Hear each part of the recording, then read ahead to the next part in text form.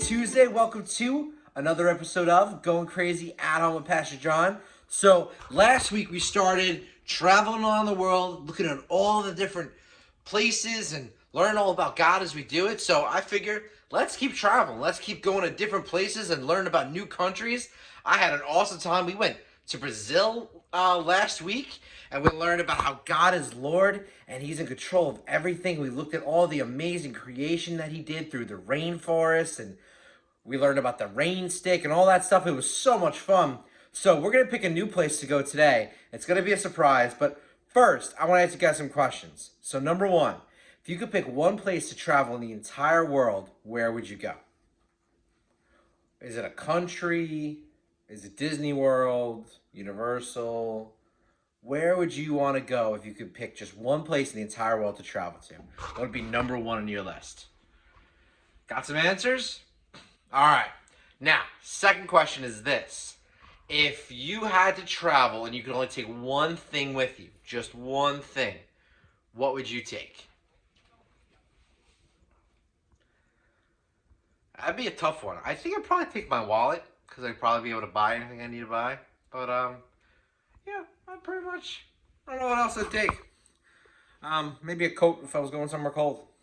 All right, so now that you got some of those questions in mind, you know what? Let's head to the airport because we gotta make sure we get to our flight on time. No, not this again. I want to know right now, did you ask Mother if it was okay if we traveled to other countries? Because I would not be sneaking around again. No, Indy, I didn't ask Mom if it was okay if we went to another country, all right? Last time we got back, before she got home anyway, all right? We'll be fine. All right, anyway, so we're about to get on our flight, and you know what? One of my favorite things to do while I'm flying is listening to some awesome music. So let's do that right now. Let's worship God as we fly to this surprise country. Let's go.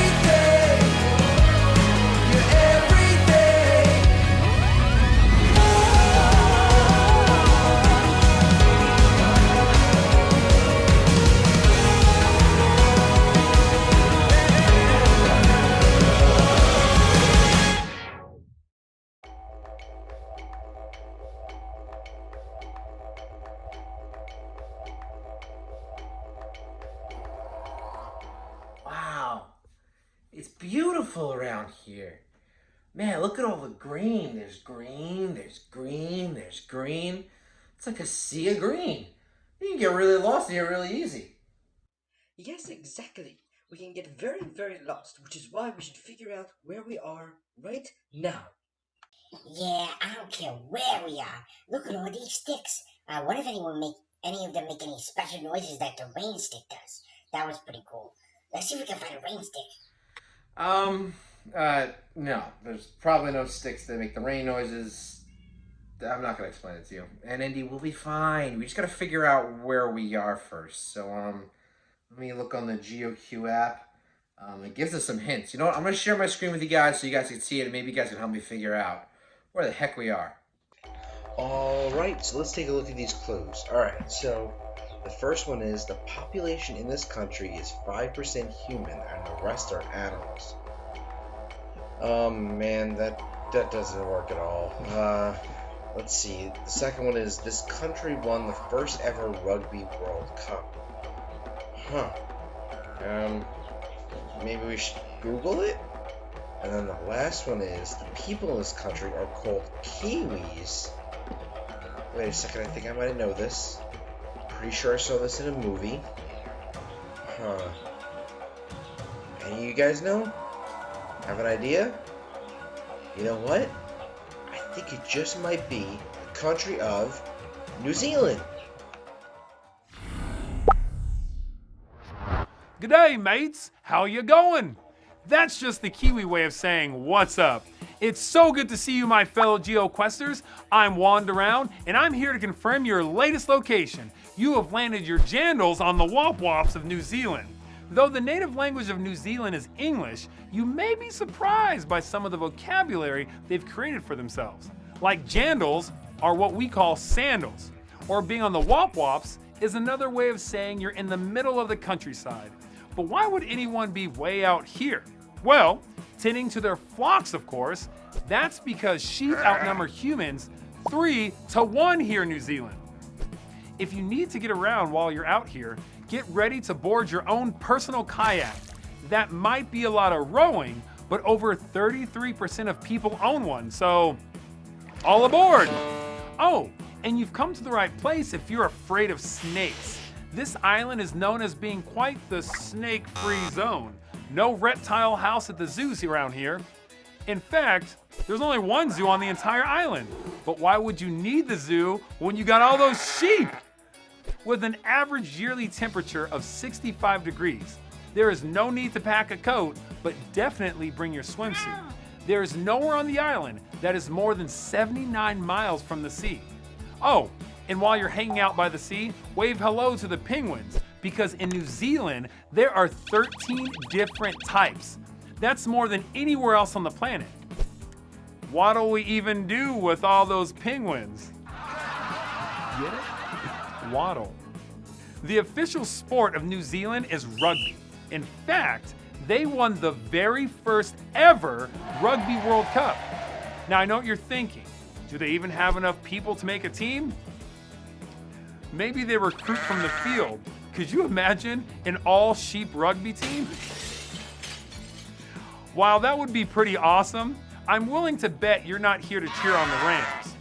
I'm sure, however, you'd like to know where the souvenir can be found. Well, easy peasy, lemon squeezy. It can be located at the coordinates 36 degrees, 50 inches, 4 feet southwest of, I'm gonna be honest, still not good at this coordinates thing, but I'm guessing you'll want a little more help than that. So of course, Wander Around has got you covered. Here are a few hints to get you started. This souvenir would love to share, but its coat really can't be removed. You count it when you're sleepy and snuggled it when you were a kid. Now those coordinates have been loaded into GeoQ. Check back in once you found the souvenir. Definitely want to find that souvenir because I love souvenirs. So what do we do? So let's think about the questions. All right, so he said that kids count them when they sleep, and my mom used to tell me to count sheep so that I could help fall asleep when I couldn't fall asleep. So that's what he was talking about. I talking about sheep, but we can't take a real sheep with us on the plane. I've tried. They really don't. They frown on that kind of thing. apparently taking live animals on the planes is wrong. I mean, what's up, Booby? Okay, yeah, I got the perfect idea. We can find a sheep, we can take them, and we can stuff them in our suitcase. What do you think? No, no, that's not right. Okay, we can't stuff them in our suitcase. First of all, where would I put my clothes? And second of all, that's not comfortable for the sheep. Anyway, alright, so it can't be a real sheep. And it says kids snuggle with them at night, and I've never heard of a kid snuggling with a real sheep at night anyway.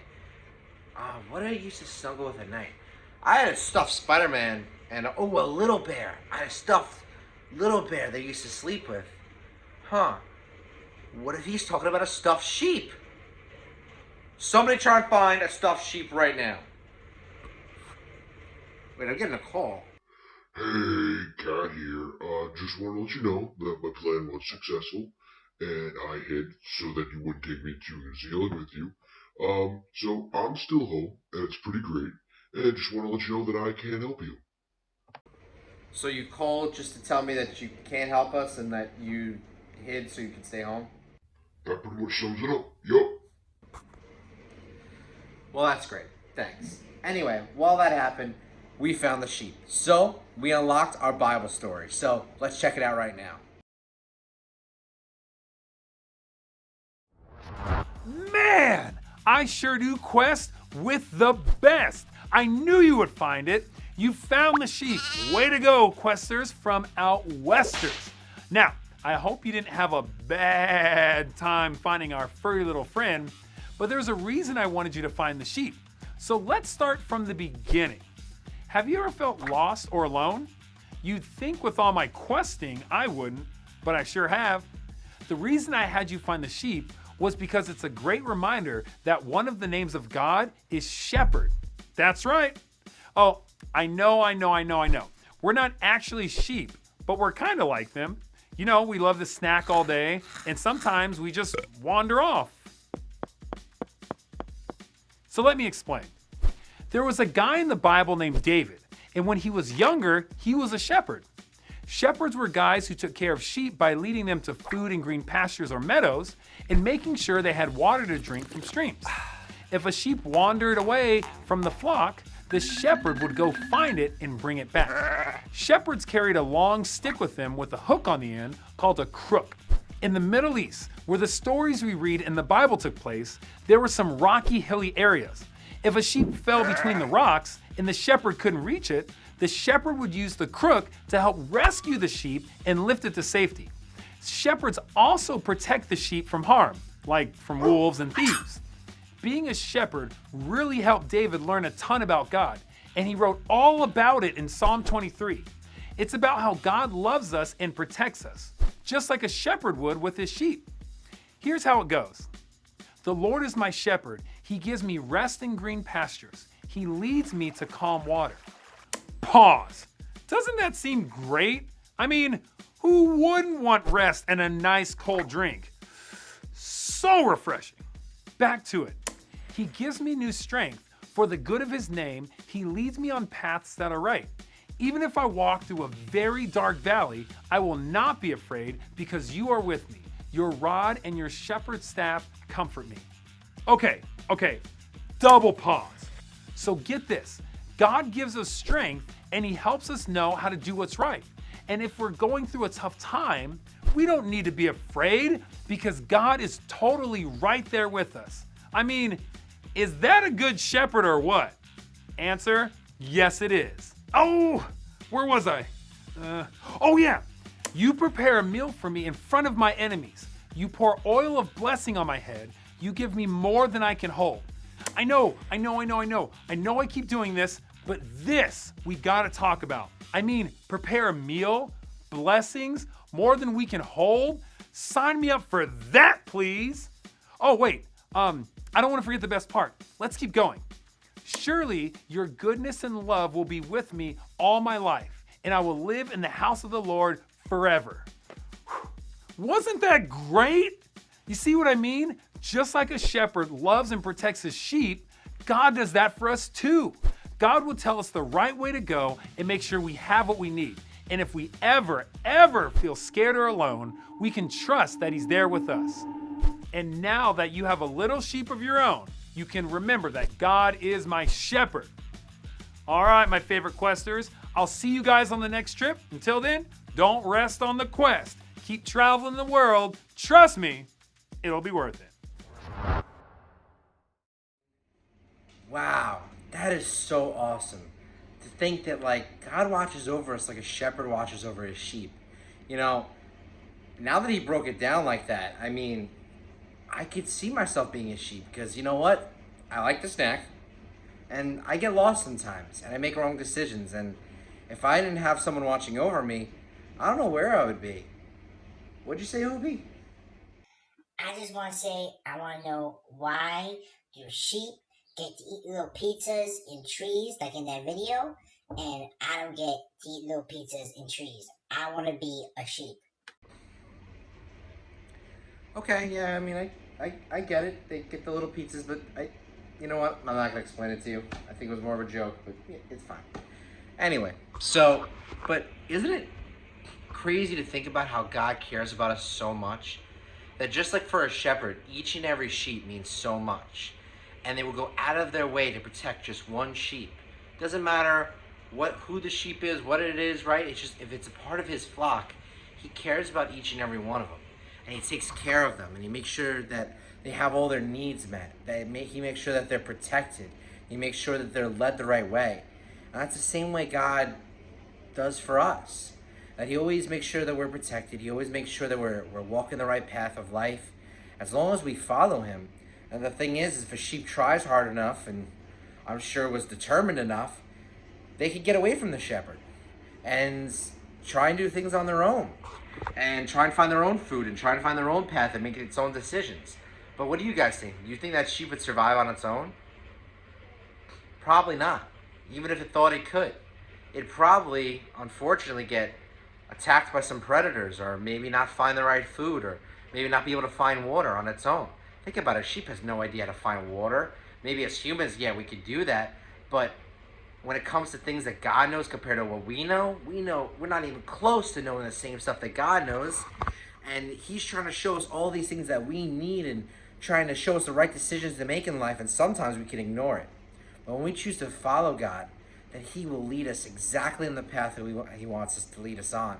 And when we're scared or whatever may be going on, and we don't have our needs met, and we feel like we're waiting for God to show up, we can always remember that God is our shepherd, and he loves us, and he will always protect us and help us.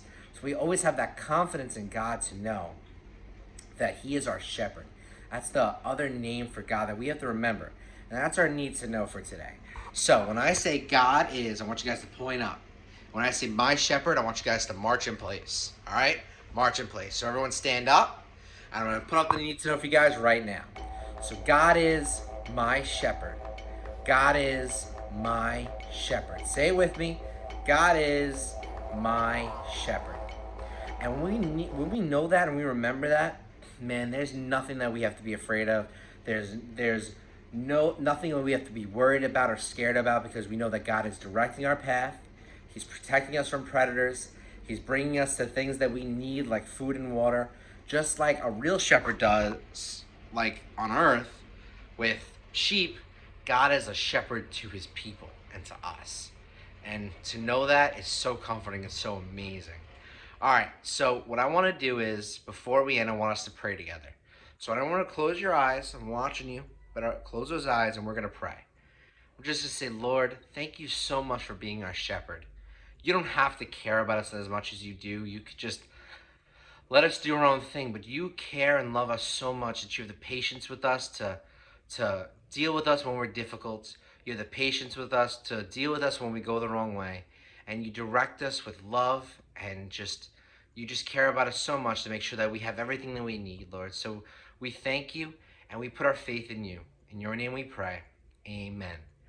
So I hope you guys prayed that prayer with me today. I hope you had some fun checking out New Zealand with me. I think it was a pretty nice place. You guys should try to come here next time, all right? It was so awesome, but I'll see you guys again on Thursday is going to be the next episode of Going Crazy at Home with Pastor John. So I'll see you guys later.